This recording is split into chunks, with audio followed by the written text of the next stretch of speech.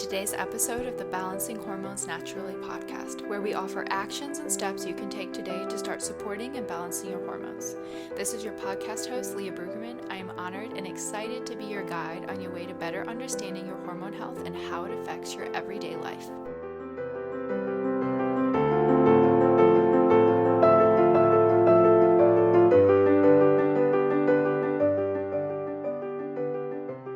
So now that you know that you have 4 phases of your menstrual cycle, let's talk about how you're going to track for ovulation, right?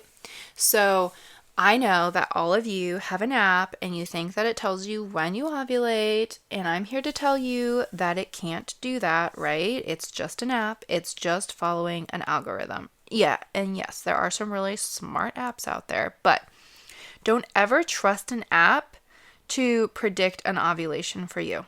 You need to become knowledgeable to understand your cycle, okay? An app cannot predict an ovulation. I'm going to say that like 1,000 times, and it's fine. I'll just keep saying it.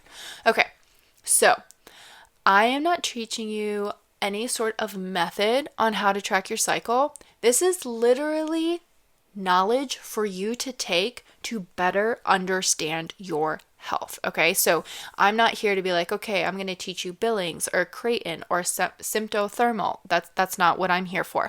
I'm here to teach you how to track your cycle to understand your health. Okay, all right. So step 1, get a basal body thermometer. You can get one for like $10 on Amazon. And then I would get a free app to track your cycle so that you can have somewhere to put this data. There's that tricky word again, you guys. I like Kandara personally. It's super simple. I just use the free version. Just go into the settings, make sure that, the option to track your temperature is on, right? Okay, so you take your thermometer and you're going to put it on top of your phone. Or if you're a really, really, really smart, you don't have your phone in your bedroom, and so you're going to put it next to your alarm clock, right? So your alarm's going to go off in the morning. It's going to go ba-da-da-da-dum, and you're going to reach over and turn off your alarm, and you're going to take your thermometer out and you're going to stick it under your mouth, and you're going to lay there for 5 minutes and let it just kind of settle, and then you're going to turn it on and let it take your temp. So while you're waiting for it to take your temp, you can go ahead and think about 3 things that you're grateful for. Let's start the day off in a positive mindset. And the thermometer is going to go beep, beep, beep, beep, beep. You're going to take it out. You're going to look at it and go, cool, 97.5. And you're going to pull out your app and you're going to put your temp in there. Okay. It may not happen exactly in that order. So maybe you have to take it out and look at your temp, and then you have to rush out the door or something. I don't know. But either way, just take your temp. You want to have a minimum of 3 hours of sleep before taking your temp. So if you just randomly wake up at 4, just take your temp then and then go back to sleep. Okay. So you're taking your temp, you're putting it into your handy dandy app, and then you're going to go to the chart section on the app so you can kind of see it has made a graph, right? Super cool. Now you're looking at it and you go, cool, this makes no sense. That's because you only have a couple temps in there, okay? Wait for 2 weeks and you can kind of look back and it will start to make a lot more sense, okay? So pre-ovulation, your temps are going to be a little bit lower, right?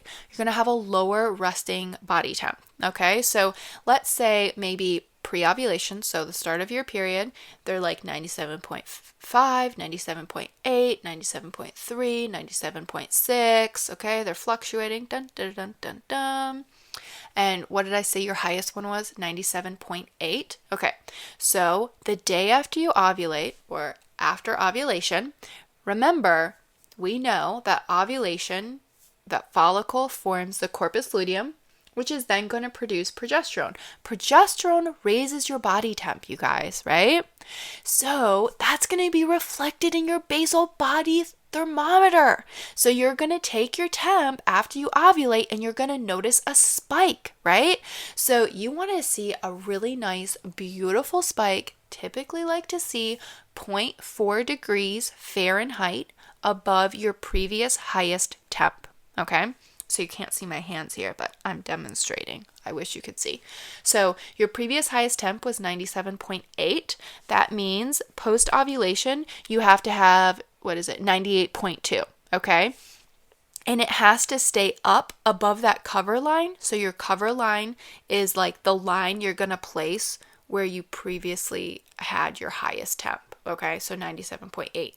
After that temp spike, it can't drop down below that cover line for 4 days. Okay, that's going to confirm ovulation. So the reason why I say that is because you may have a random spike, like it may be 98.2, and you go, oh my goodness, I ovulated, so cool. But then the next day it's back down to 97.5. No. You did not ovulate. That was just a random blurb. Maybe you had alcohol the day before, maybe you didn't get as much sleep or something like that. That's why it's really important to wait for that 4-day sustained temp rise, because that's for sure going to let you know that you ovulated. Okay, so we're going to review. You ready? So pre-ovulation, your temps are going to be a little bit lower, okay? 97.5, 97.6, I'm just making up numbers. 97.8, 97.3. You're going to ovulate, and it's going to jump. We're looking for a really nice temp spike, right? It's going to jump to 0.4 degrees Fahrenheit above your previous highest temp. So your previous highest temp was 97.8. So you have 98.2, and now it has to stay above that cover line for 4 days. So 98.2, 98.4, 98.3, 98.2 again. And your temps are going to waffle back and forth, but they're going to stay up there until the first day of your period. And then your temp is going to plummet, okay? That is going to let you know that your period's going to start, which is so cool, because I don't know about you, but I am sure that I am not the only one that before I used to do this, I would ruin underwear. Okay, everyone, you know what I'm talking about. Period underwear. It's a thing. It is totally a thing. I'm not talking about the fancy like Thinx underwear that you literally wear on your period. I'm talking about the gross, nasty underwear that you have because you always ruin it on your period. That's what I'm talking about. Well, you will never have that issue again, because when your temp drops, you know that your period is going to start, and I think that that is one of the coolest things ever, okay? So, that is why it is important to track your cycle, because not only will you know when you're ovulating, but you're also going to know when your period is going to start, which is so important, okay? So let's go over one other thing that's going to let you know about ovulation, and you want to keep track of for health reasons, right? Is cervical mucus. I know you're over here going, that's disgusting. I don't want to talk about it, Leah. Well, guys, there's no TMI here. We're going to talk about cervical mucus. I'm sorry, okay? So, you're done bleeding. As you're heading into ovulation, okay, so we're pre-ovulation, your body is going to create cervical mucus. Why? Because that is what takes the sperm to the egg, okay? Your vagina is naturally acidic, right? So the cervical mucus creates a habitable environment for the sperm. And you're over here like, I don't really care, Leah. I'm not trying to get pregnant. Okay, well, the reason that you want to pay attention to this is it's going to let you know how your reproductive health is in general, okay? So if you are not creating cervical mucus, that is not a good sign, okay? All right, that could mean multiple things, because is your estrogen low? Okay, that's what's going to be creating your cervical mucus. All right, that's important to know.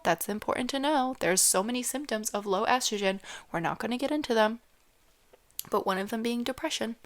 Okay, so you want to pay attention to your cervical mucus. If you aren't having it, it's letting you know something is off. If you have a ton of cervical mucus, like it never stops your whole cycle, that's telling you something is off, okay? So we track it. So how do we track your cervical mucus?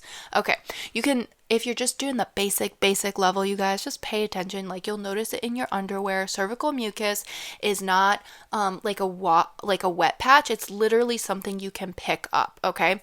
And you will have non-peak cervical mucus, which is more like creamy and white, kind of like a lotiony.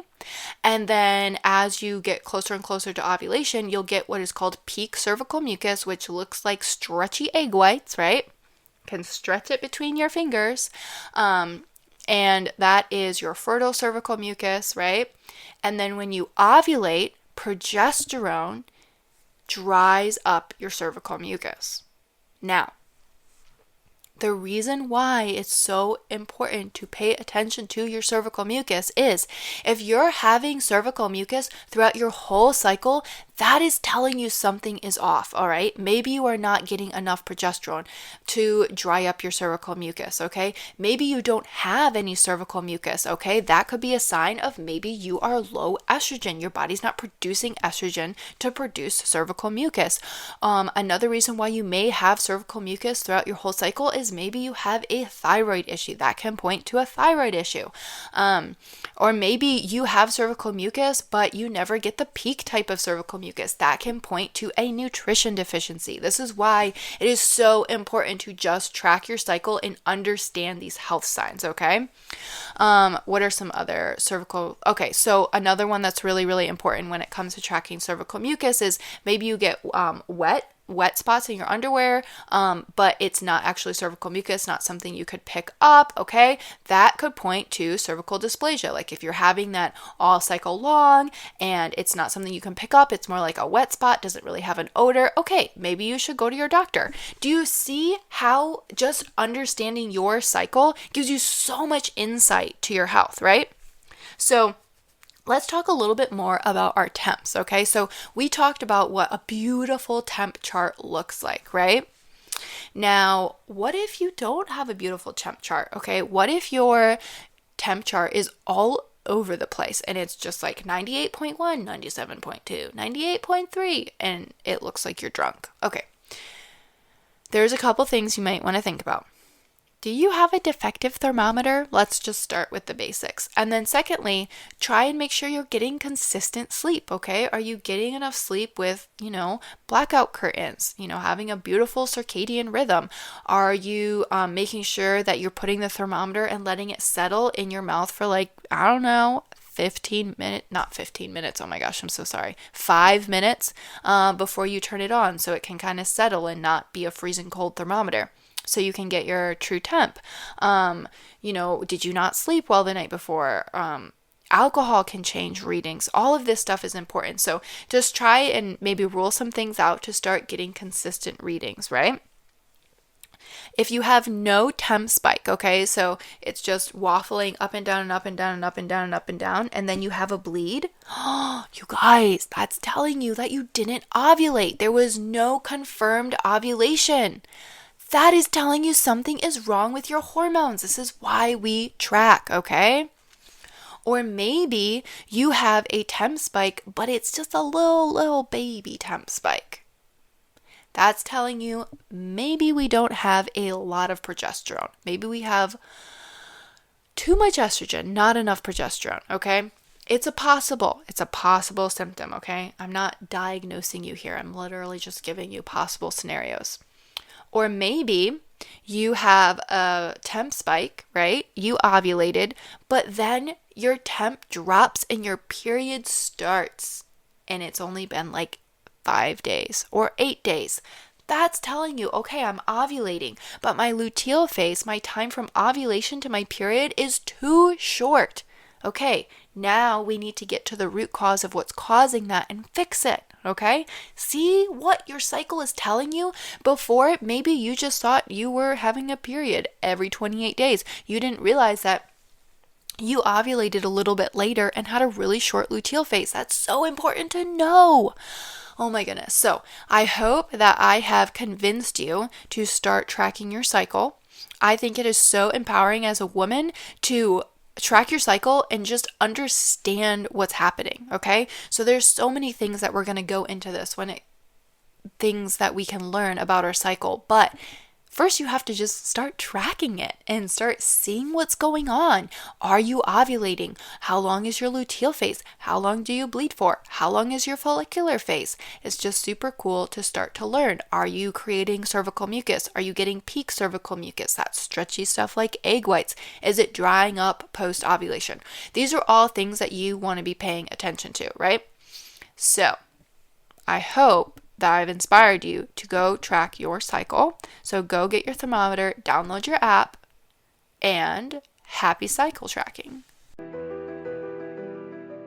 Thank you for listening to today's episode of Balancing Hormones Naturally. If you found this helpful, I would love for you to share it with a friend and post it on your stories and tag Balancing Hormones Naturally podcast so we can get this message out. You can find me on Instagram at Leah_BRUEG, and I would absolutely love to hear from you.